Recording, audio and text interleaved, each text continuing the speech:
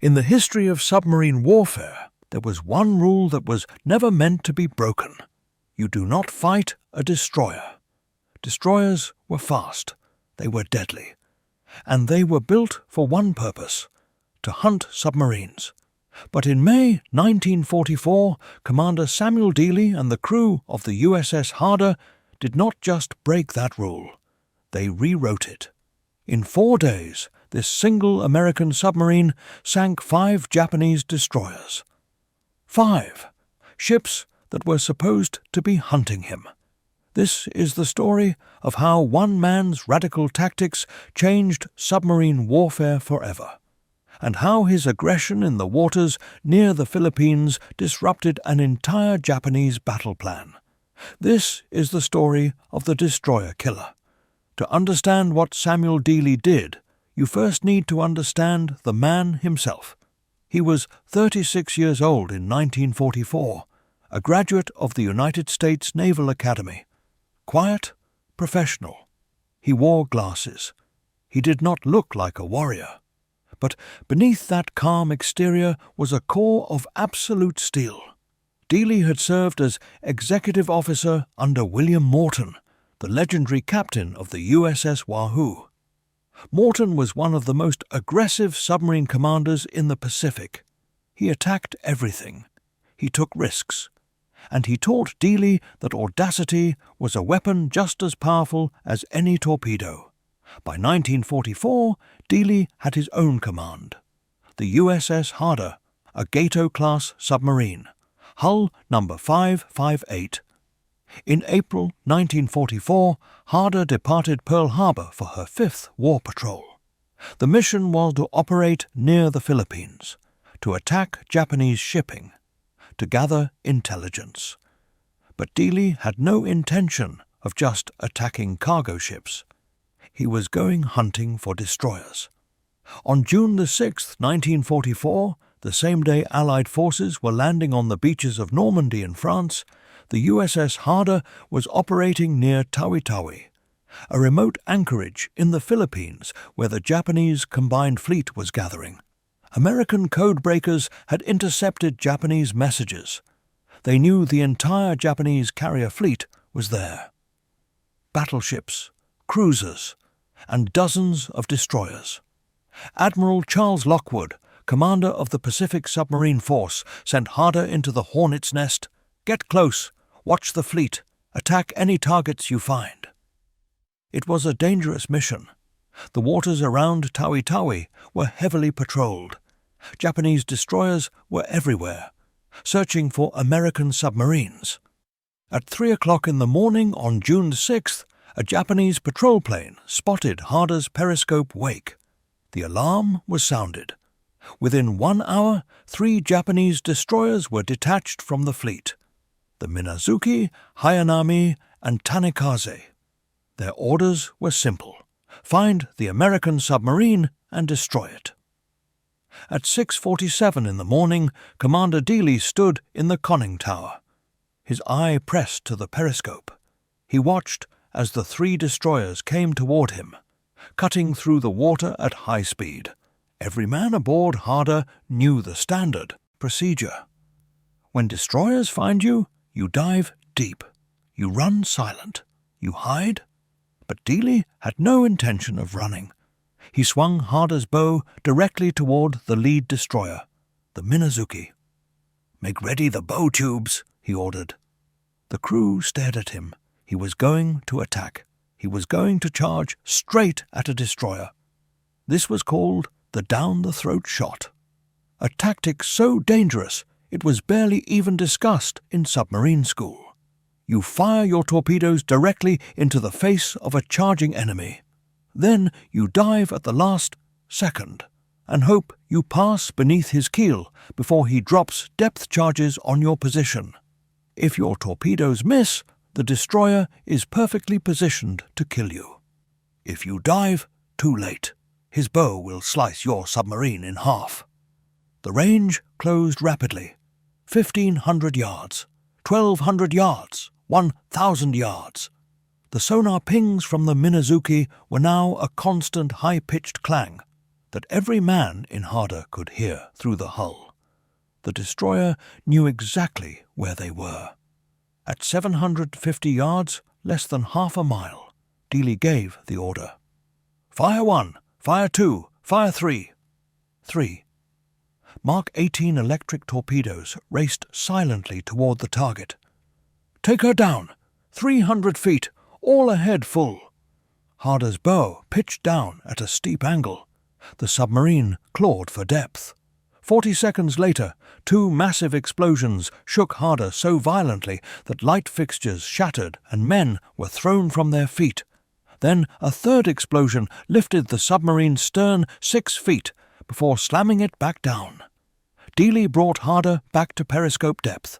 Where the Minazuki had been, there was nothing, just a spreading oil slick and debris. The destroyer had been broken in half. She was gone. But the other 2 destroyers, Hayanami and Tanikaze, were now racing away. Not toward Harder, away from her. They were dropping depth charges randomly in panic.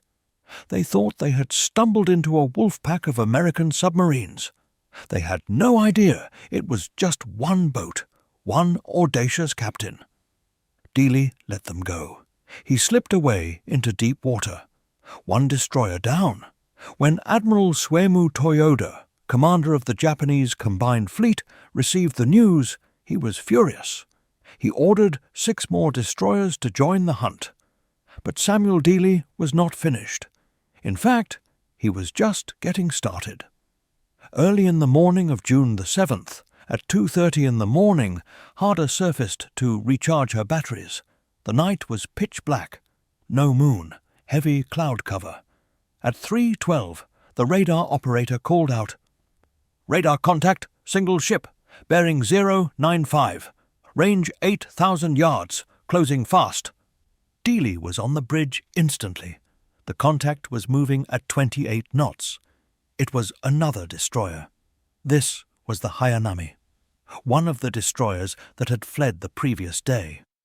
Her captain, Commander Hideo Kuboki, had been searching for the American submarine all night.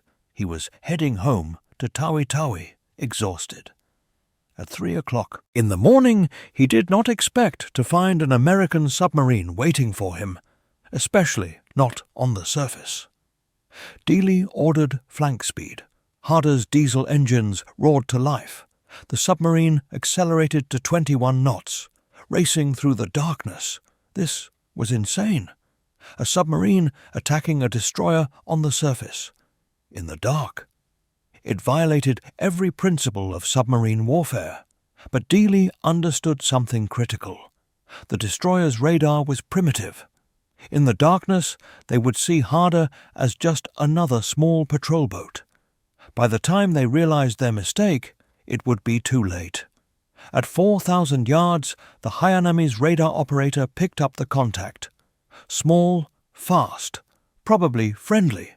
At 3,000 yards, Commander Kuboki realized his fatal error. That was not a patrol boat.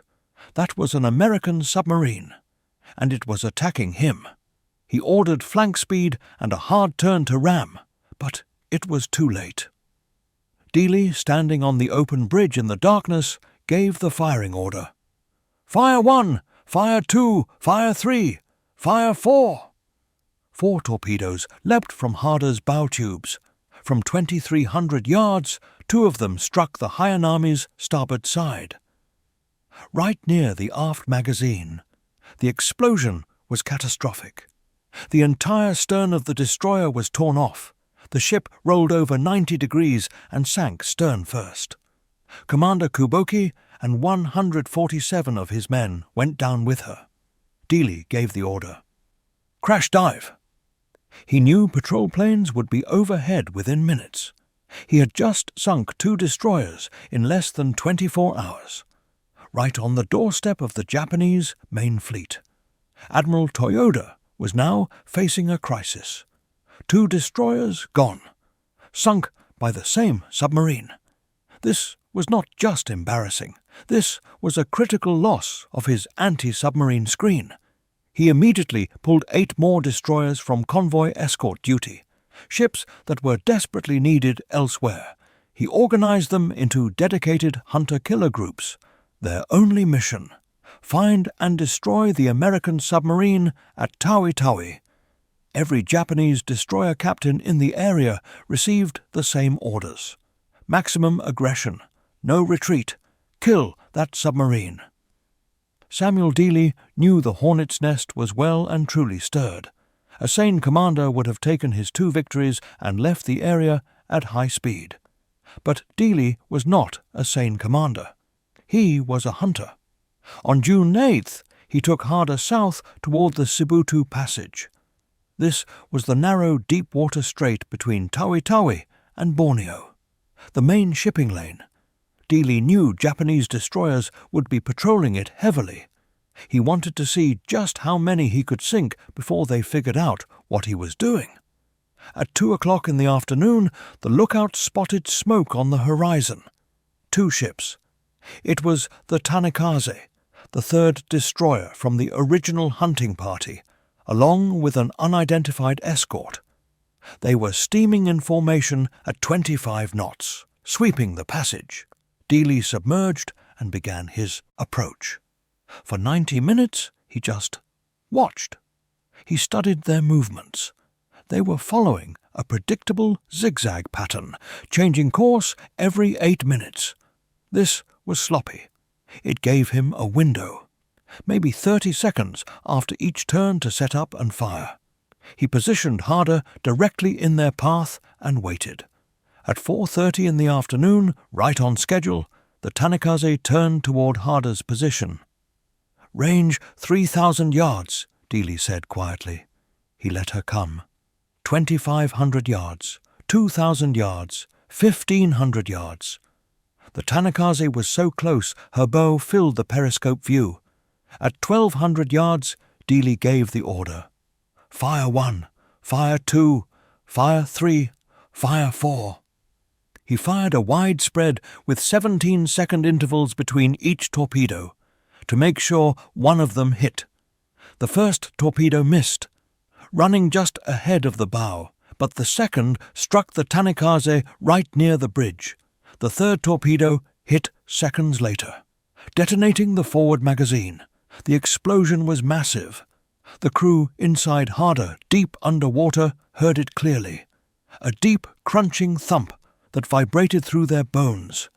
The Tanikaze's entire bow section separated from the main hull. Both pieces sank in less than 3 minutes.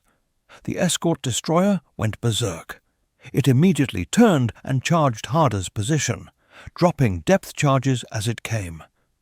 "Take her deep, 400 feet, Dealey commanded. The depth charges exploded overhead, shaking the submarine violently, but they were dropped in panic, not with precision. They caused no serious damage. After 40 minutes, the destroyer withdrew to rescue survivors. 3 destroyers, 3 days. The news hit Admiral Toyoda's flagship like a physical blow. The Devil of Tawi-Tawi, as the Japanese were now calling this submarine, had struck again. Toyoda was about to make a decision that would change the entire battle of the Philippine Sea. But first, Samuel Dealey had one more destroyer to sink. On June 9th, at 5 o'clock in the morning, Dealey brought Harder to periscope depth, just 12 miles southwest of the Tawi-Tawi anchorage. What he saw made every man in the conning tower hold his breath. Dead ahead were 4 Japanese destroyers, steaming in a perfect line. They were not transiting, they were actively hunting, their sonar pinging so loudly that Harder's sound operator could hear it without his headphones. This was the hunter-killer group sent specifically for him. Dealey checked his torpedo status. He had 8 torpedoes remaining, 4 destroyers.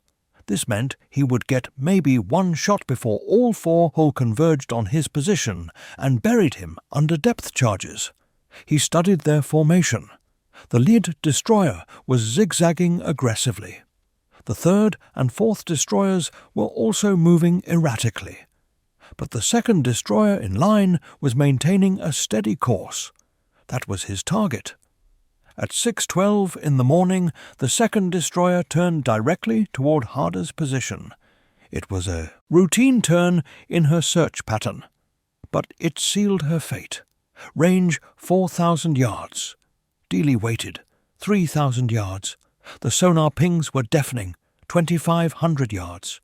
At 1,800 yards, Dealey spoke quietly. Fire 1, fire 2, fire 3. He did not fire his usual spread of 4. He needed to save torpedoes. He was betting everything on this one shot.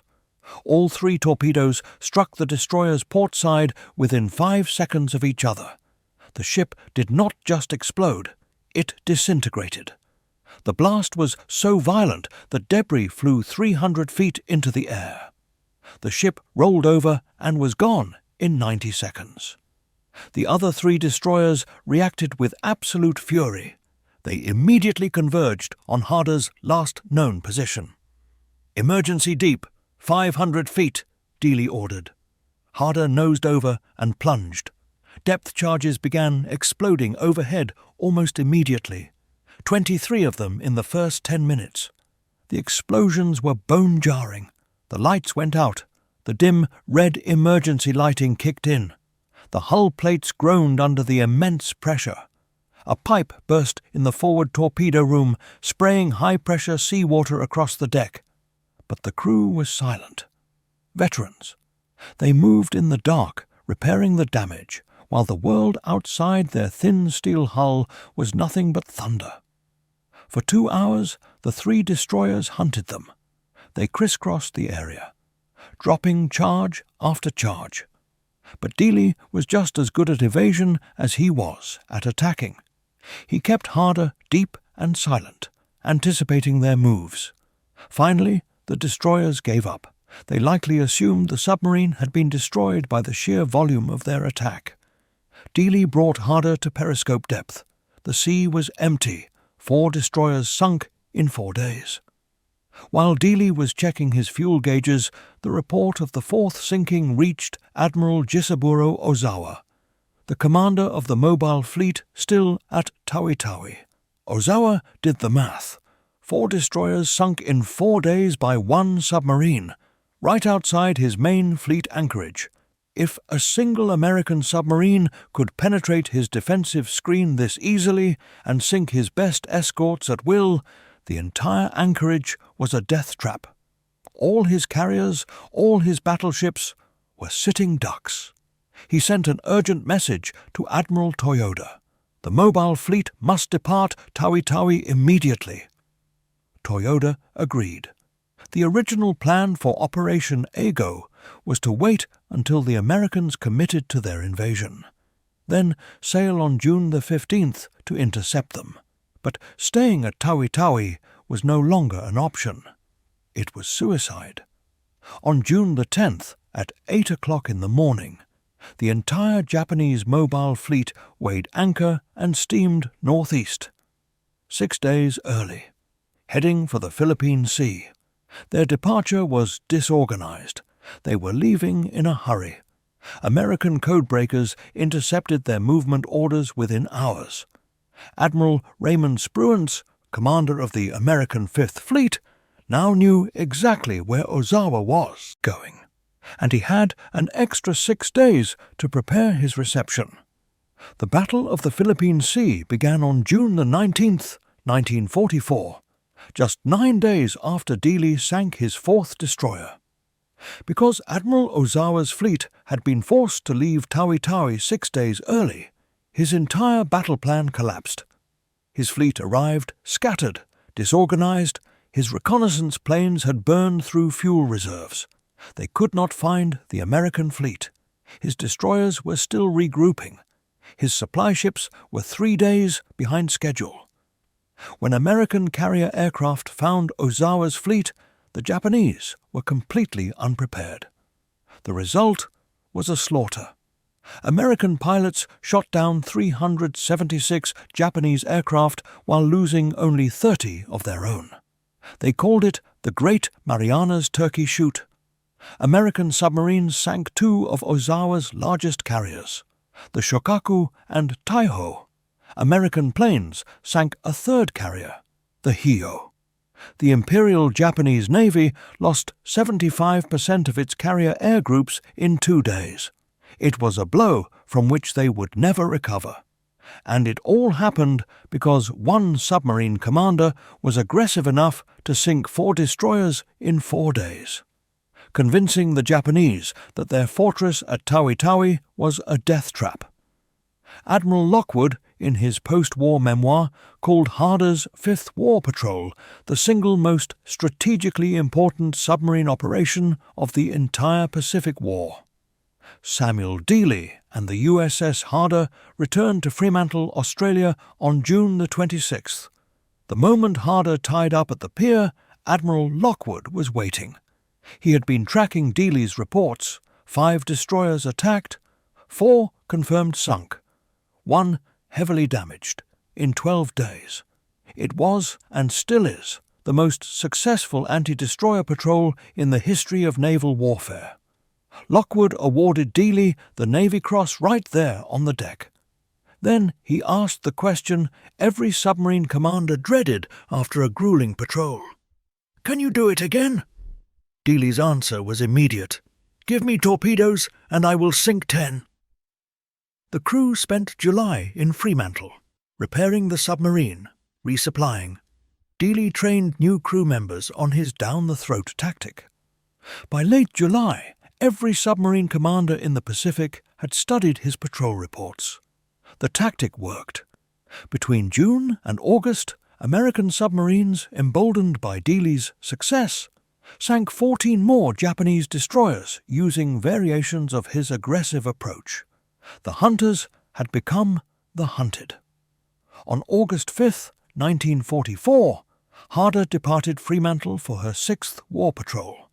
She was assigned to a 3-submarine wolf pack with the USS Harder and USS Harder.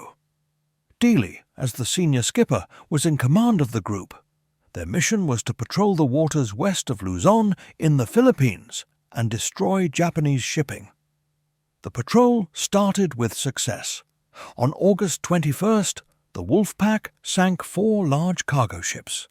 On August 22nd, Harder and Harder attacked coastal defense vessels, sinking 3 of them. Harder was credited with 2, the frigates Matsuo and Haiburi. By August 23rd, Harder had expended all her torpedoes and withdrew. This left Harder and Hark operating together off Dassel Bay.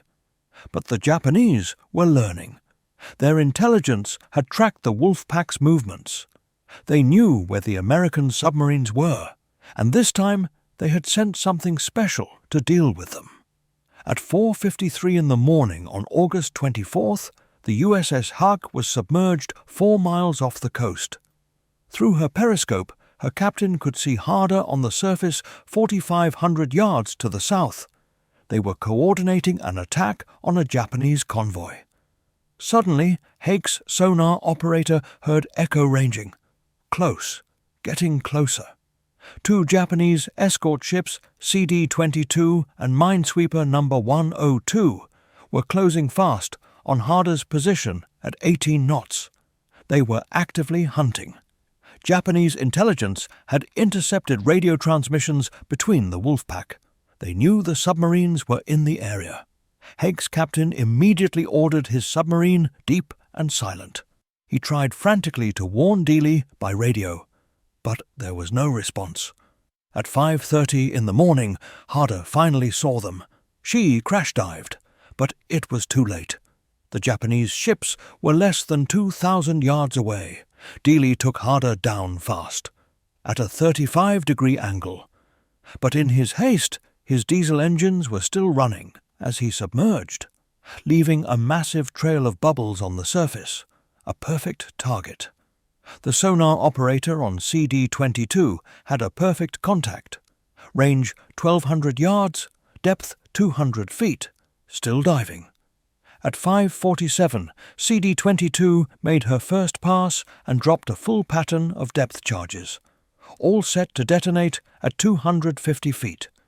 The explosions bracketed Harder perfectly. At least 3 detonated within 50 feet of her hull.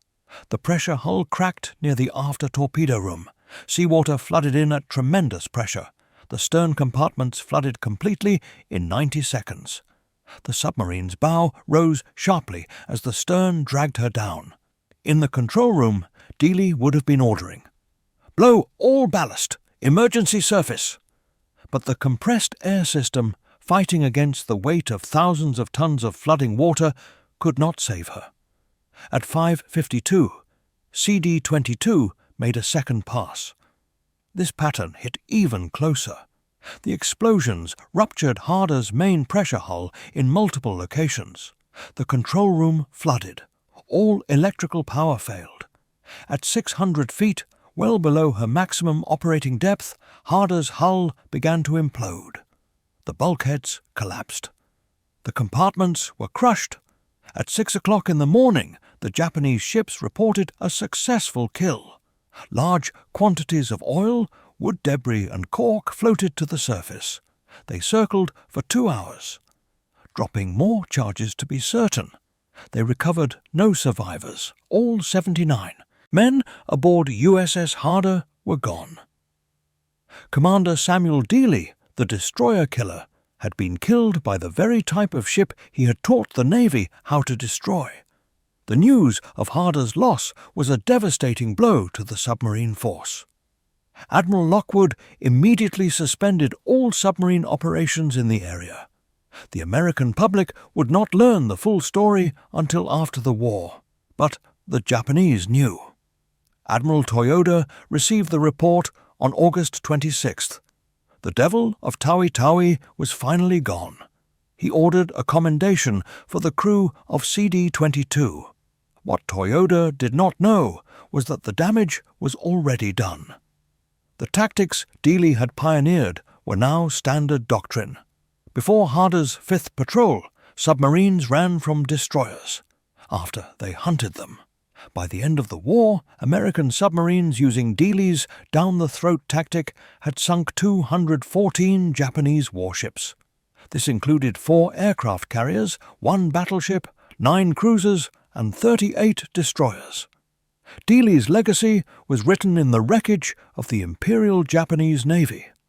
On March 27, 1946, President Harry Truman presented Commander Dealey's Medal of Honor to his widow Edwina on the White House lawn. The citation read, in part, "This remarkable record of 5 vital Japanese destroyers sunk in 5 short-range torpedo attacks attests the valiant fighting spirit of Commander Dealey and his indomitable command." The Navy named a destroyer escort after him, USS Dealey, Destroyer Escort No. 1006. USS Harder herself received the Presidential Unit Citation. Her motto, "Hit them harder," became legendary. Today, at the United States Naval Academy, instructors still teach the down-the-throat attack, not because modern submarines would use it. Modern torpedoes are far too advanced for that, but because it demonstrates a fundamental principle. When your enemy expects you to run, charging is the one thing they cannot defend against. The 79 men aboard Harder came from 38 different states. Farm boys from Iowa, factory workers from Michigan, college graduates from California. They volunteered for the silent service, knowing the odds. 22% of all submariners who served in World War II died, the highest casualty rate of any branch of the American military. They knew the risk, and they served anyway. Samuel Dealey was 36 years old when he died. He had completed 5 war patrols. He had sunk 18 enemy ships, including 5 destroyers. His tactics changed submarine warfare forever. His aggression at Tawi-Tawi disrupted an entire Japanese battle plan. His legacy lives in every submarine that refuses to run. The official reports tell us what they did, but they cannot tell us what it felt like to hear those depth charges explode, or to trust your life to the man at the periscope. If this story moved you, please consider subscribing. These men deserve to be remembered. Their courage deserves to be told, and your support helps us ensure that Commander Samuel Dealey and the 79 men of USS Harder do not disappear into silence. They deserve to be remembered.